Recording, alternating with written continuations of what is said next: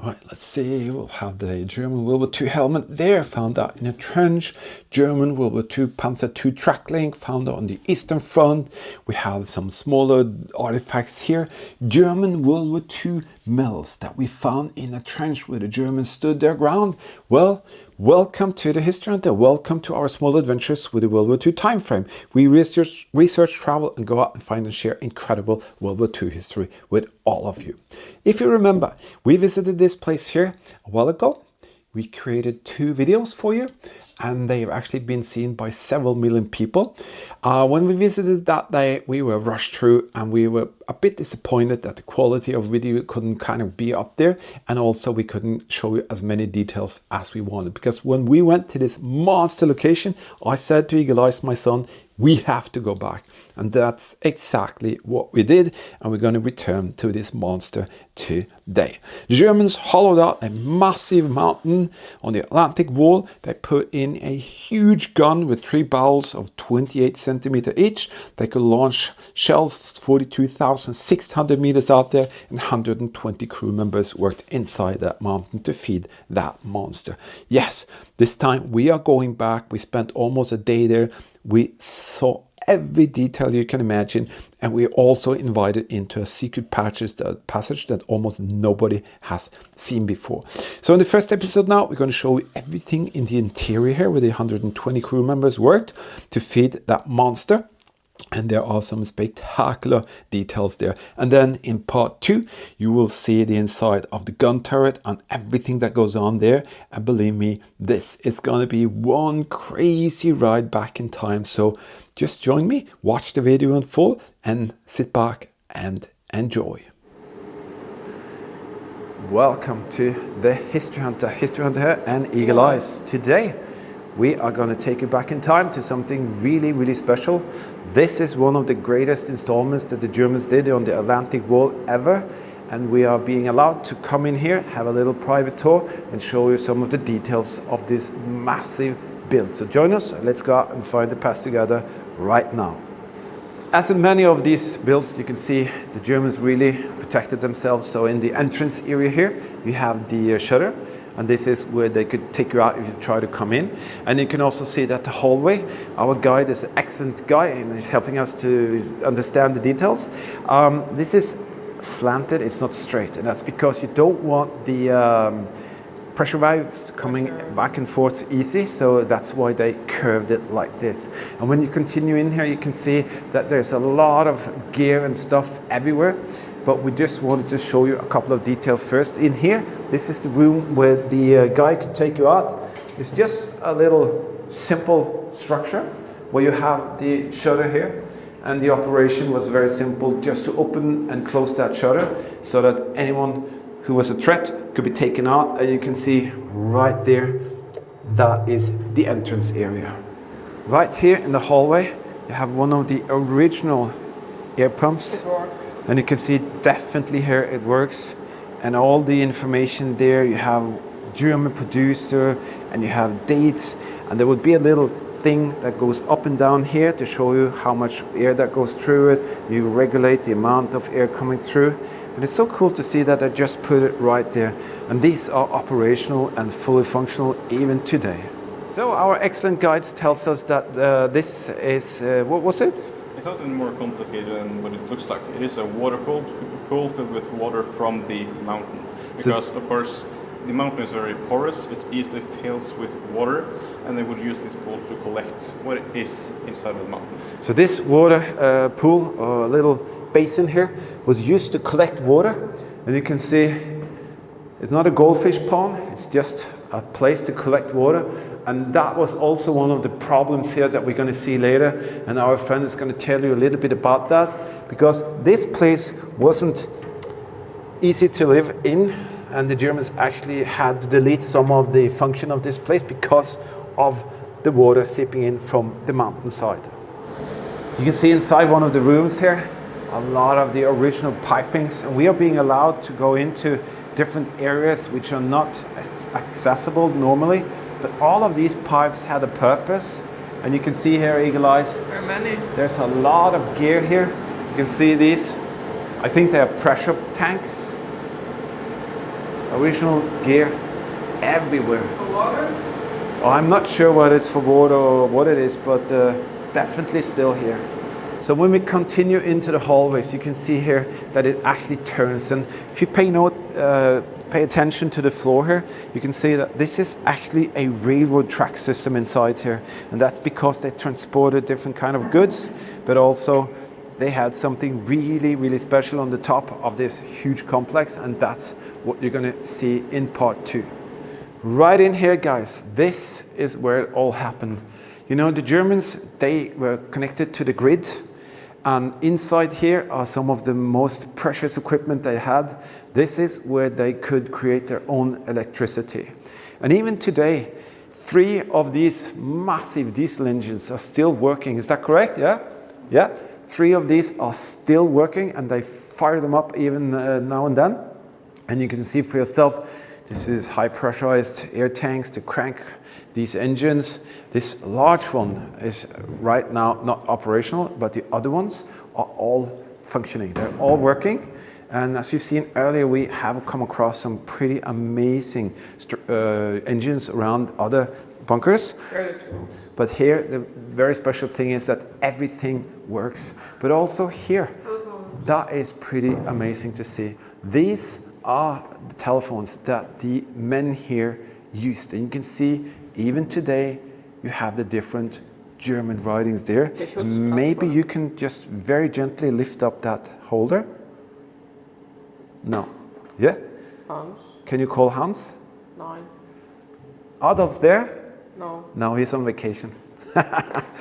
That is so interesting to see. These are very, very rare. Here they are right there, and you can actually touch them and see them for yourself. These here had a very interesting little story to tell. Let our friend tell you a little bit about that. You have to get a bit close to the microphone, and you can tell our audience what these are. So it is just what it looks like. It is some tools just being a lot larger than ones you're used to in your garage, but these are the tools which are actually used to assemble the gun turret. So when they used them, they would put on an extension. Several men would lift them up, and when they were tightening the bolts, of course, they would use a sledgehammer. That is something. This is different than what you have in your garage, guys. And you can imagine, as he said, these are extremely heavy. But when you get further up into this complex, because it's all about what he said, it's about some massive guns that are on the top, 3-barrel gun. And, well, this is not the tool for the handyman in the garage. Right in here, you can see they have a storage. I think there was a diesel tanks for the generators. You can see they are huge. They're like 1, 2, 3, 4, 5, 6, Even smells. 7, 8, 9 tanks. Can you smell the diesel, It guys? smells diesel, yeah. It Really smells diesel. does. No, but And I'm not sure whether they have diesel still in here, because they do crank up the engines every now and then, but you can imagine how many thousands of liters they would have available here. So in an emergency, they could crank this up and make sure that they could run these diesel engines. And there's actually an original, what is that, a light? Actually, it looks like a light. How impressive is this? Remember, guys, this is deep, deep underground. See on the wall here, the array of cables. That's a lot of cables. All the technical gear, all the power, all what they needed ran through these massive cable gates, and they are huge. And now you can see we're starting to get into a bit more of the complex system here, and you can see the cables run through here, continues into this hallway, and suddenly you can see it's just a tiny little room. But guys, there is so much here, so we have to continue. Now we're entering the area where things start to get separated. You can see that the railroad track stops, and then suddenly you have staircases going back and forth. And in here, I just saw something really cool. This is a furnace. I'm not 100% sure whether this is the German type, but this is a furnace that was, this one is of kerosene or something, but Germans also had huge ovens ran on coal. And in some of these installations, there are huge coal pits, But this is more modern because I can see the things that I've seen when I grew up myself, and this is kerosene. But also they could very well have had something like this in here during those days as well. That, my friend, is a German World War II S-Mine display, and we create and give them away to our Patreon team members. This is a German Soldatenheim little shadow box. This is a 9mm munition box. Everything here is original. These are artifacts from the Second World War, and we give them away to our Patreon team members. If you want to check out how to become a Patreon team member, there's a link here in the video description where it says more.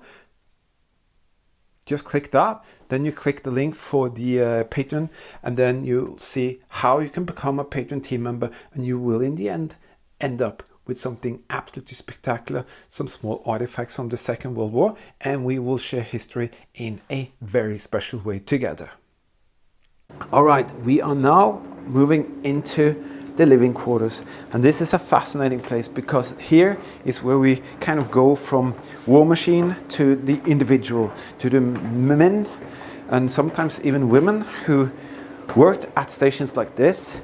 And this is where you can also see a transformation from a war machine to a living quarter. And what is very strange to see here, you can see here, this is inside the mountain. If you see this area here on the outside, you can see that there is bricks here.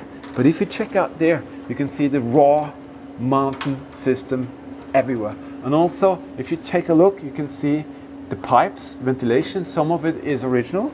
But this thing fools you, because my friend here told me something that I actually didn't know, but we'll tell you a little bit more about that later. This is kind of a time frame correct example of a cabinet that could have been here. As you're going to see now, we're going to take you into the past, back in time, and you're going to see some of the living quarters. This is very often forgotten places, but this is where, you know, Hans, Wilfred and Wilhelm, they were humans. They were just like you and me, and they were war machines. They were trained to do all of the stuff that is kind of obligatory for this position. But they were also human beings, and that's what we want to share with you. That is a massive electrical connector still on the wall there, and they are everywhere. In here, this is where the bath and washing station was. And what is fascinating about this is what my friend told us, is that when you enter this place here, it doesn't look posh or high-tech, but for those days, it was absolutely incredibly posh, because when you come up here, my friend's going to tell you a little bit about this, but you can see here, first what they had was hot and cold water. And for the locals here, that was unheard of. And you can see even they had some showers here.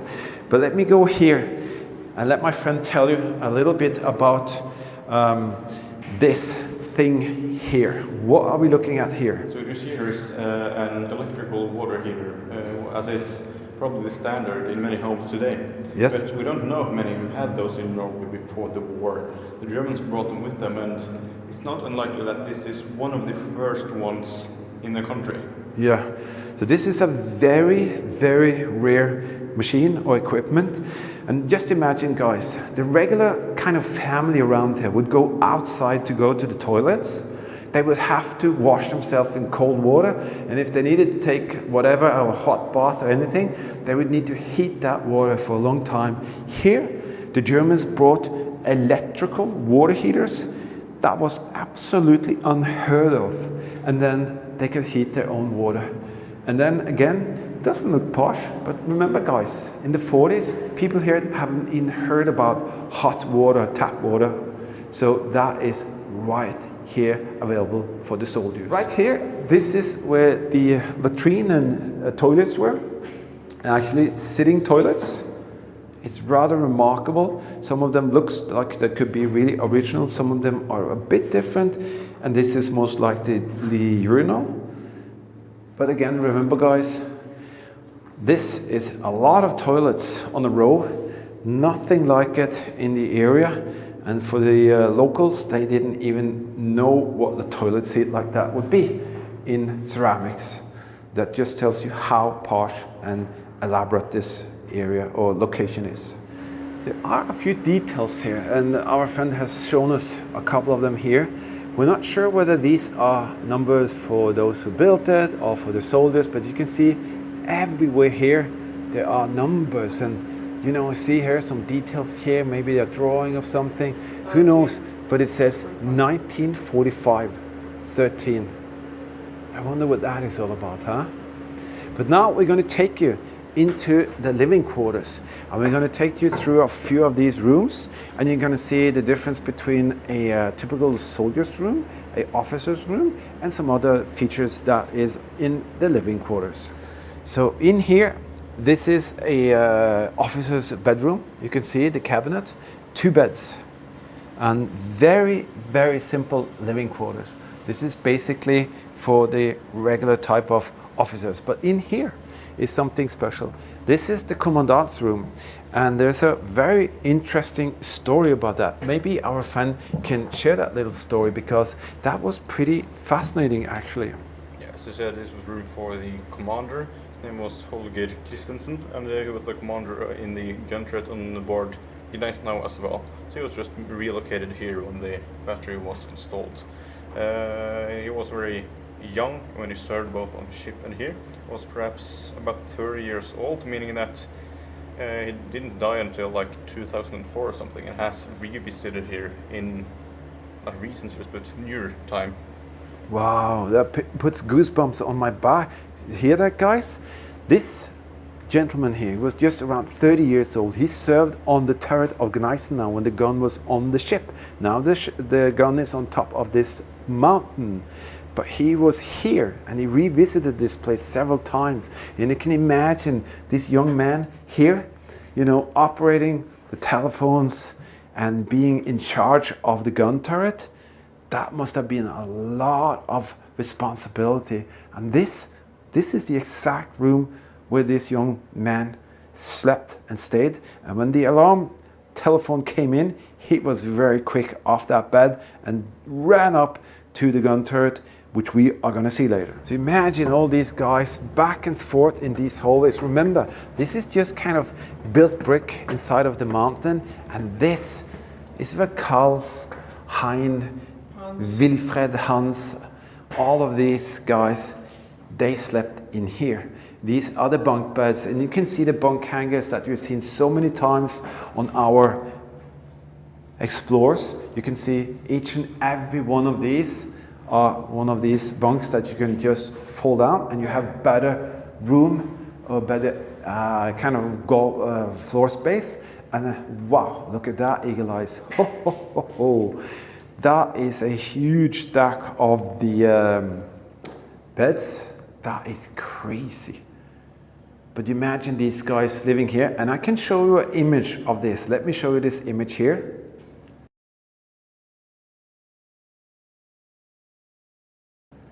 That is what the living quarters was. So every time you cross into one of these rooms, just remember these were young men sent out here to do their duty for the fatherland. They were sent here to operate this base, and even some of them were up in that gun turret when they were ready to fight the Allies. Everywhere you go, you can see there are details from the past.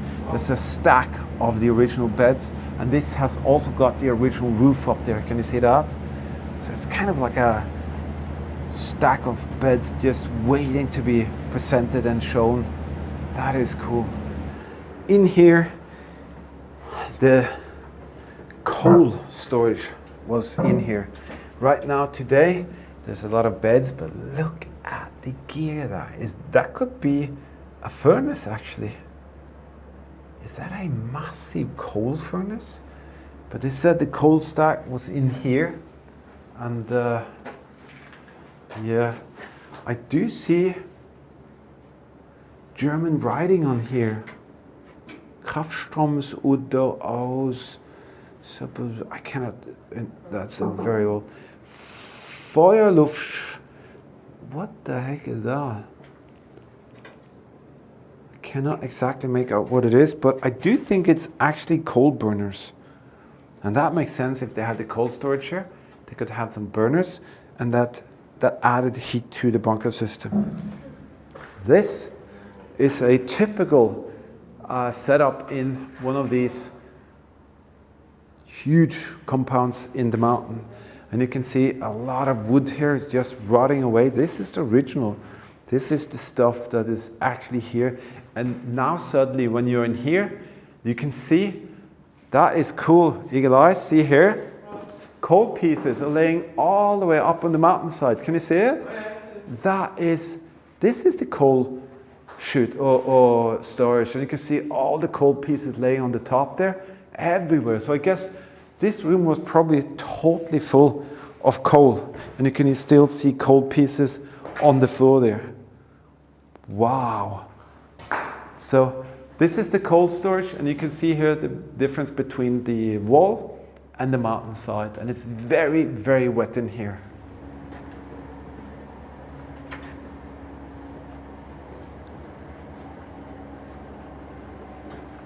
See here, so many pipes running everywhere, and you kind of get the feeling of how big this place is.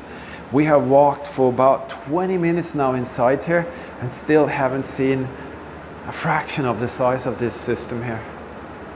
Inside here, this was the kitchen, and you just have to imagine these stoves here. They were actually connected directly into these pipes. And you have to remember, all of these pipes go straight up to the top of the bunker complex. And the whole purpose was to take out the fumes from the cooking. And you can see a sink there. There was a ton of benches. And it's very sorry to see that none of the gear here is actually here today. They're trying to trace it, but they haven't found any of it yet. This here is the dining room or mess hall. The soldiers ate here. They could also use it as a nursery or a emergency hospital. But you can see cables everywhere. So happy we had the opportunity to have this special tour. Really, really grateful for that. And you can see that this must have been such an incredible place to sit and have your meal, knowing that you're like 50 meters or something like that under the surface of the mountaintop. Absolutely crazy. Little food storage. You can see these here are very special. Very solid sinks. This is a food storage, and you can see also in here original details of the ventilation system. In here behind a locked steel door, not many people venture to see, but it was supposed to be a hospital department here. And you can see it is all just rough mountain. And I wonder if they ever knew that they couldn't finish this. I'm just going to take a little walk down there. Is that okay? I'm just going to gently, you can just wait here, Elias. Okay. But it's amazing to see that it's not finished. This is how it looks before they finish it. You see the brick walls, you see all the details of that. Not too many people are allowed to venture in here and see this, but this is the raw mountain. This is what they start with, and this is kind of the base of all of what we walk through right now. And you can see here, it is just mountain. It's very humid, very wet, and it actually comes all the way to this place here, and it continues and it continues and it continues. It's basically the passageway that leads out. It is bricked, totally bricked shut. But this is where they wanted to have some office structures and a medical facility. So it's just, and look at that. See that? There is one of the drill bits that one guy once upon a time sat there. Maybe it's stuck, and that is what they used to construct the whole mega structure which is in here. This is absolutely incredible. If you take a look at this, you can see the water level here. That just tells you how much water is seeping into the mountain here. That is crazy. We are continuing this incredible tour back in time inside one of the largest German World War II installations ever built. This thing here is a rather special piece of equipment. It's one of the early kind of calculators you needed to do all the work that this artillery position needed to do. This thing here, is this original, the board? Looks very correct, but maybe our friend can tell us a little bit about what this machine here is all about. So I should say that this table is just the computer of the 40s. It was put up in the command central and it was used for adjusting the aiming for wind, for example, and resistance, as it says on this table. It's many factors who can influence the projectile very severely, in fact, which they had to which they had to consider.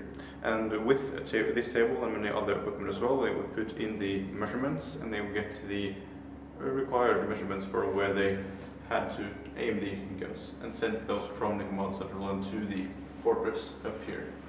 So basically it's a calculator that helps and aids the gun crews to fire the guns to the target.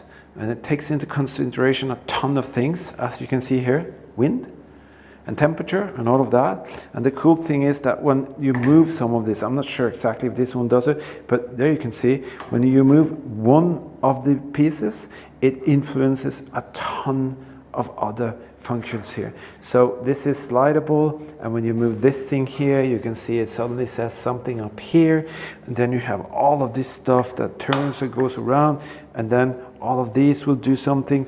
And it's, as he said, it's the calculator of the 40s. And today you probably have a mobile phone that does 10,000 times quicker and more than all of this, but this was basically very vital to be able to perform exactly what this place is all about, to fire an insane gun which is on the top of the mountain here. Now we have finished the journey of the living quarters, and we're going to go back up these stairs, and what awaits us up there is a totally new world. Now we're going to leave the human aspect. We're going to leave where Franz and Wilhelm and Hans lived and stayed. They were human beings. They could sit down and have a drink a bottle of beer or smoke a cigarette, and discuss the felt post news coming from the fatherland. Now this, what we're going up to now, is really what they were here for. This is a huge and powerful gun position, and actually one of the largest in the world. And now we're going to start the explore of the gun and the gun turret area. That, ladies and gentlemen, is just one part of this. Part 2 is coming up very, very soon. Before I tell you a little bit more about that, please consider supporting our work by either helping us out with a little donation here on our Super Thanks feature. That is basically your opportunity to just let us have some gas into the fuel tank of the camper van, go out and explore and find even more. And also, we have this PayPal donation little thing here. We find that here where it says more, just click that, then click on the PayPal thing. And if you like to donate so we can go out and share even crazier stuff with you, be our guest and feel free to do so. And as you saw, that Patreon thing to become a Patreon team member, you'll find that there as well. Just click that link and you will find the perks for your eyes only videos, travel vlogs, and also we give away, yes, we give away many of our found German or whatever World War II artifacts we find out there, and that is one of the perks with that. Hope you enjoyed this part here. I have to say, this is amazing. And in part 2, I will link a video, we'll put a link in the video description here where it says more. You'll find that there. In part 2, we are entering the insanity, the interior of this monster, the monster gun on the top there. And I can promise you, that will be absolutely something else, guys. Thank you for being here. Thank you for watching. Thank you for subscribing. It is so appreciated. We appreciate each and every one of you. Thank you for being a Patreon team member. You are the guys and girls who enables us to go out and do this over and over and over again so that you can learn and enjoy from the history that we find out there. All right. See you in part 2. Hope you will be there. In the meantime, just stay safe, keep smiling, and remember, history is everywhere. Just go out and find yours. Bye bye.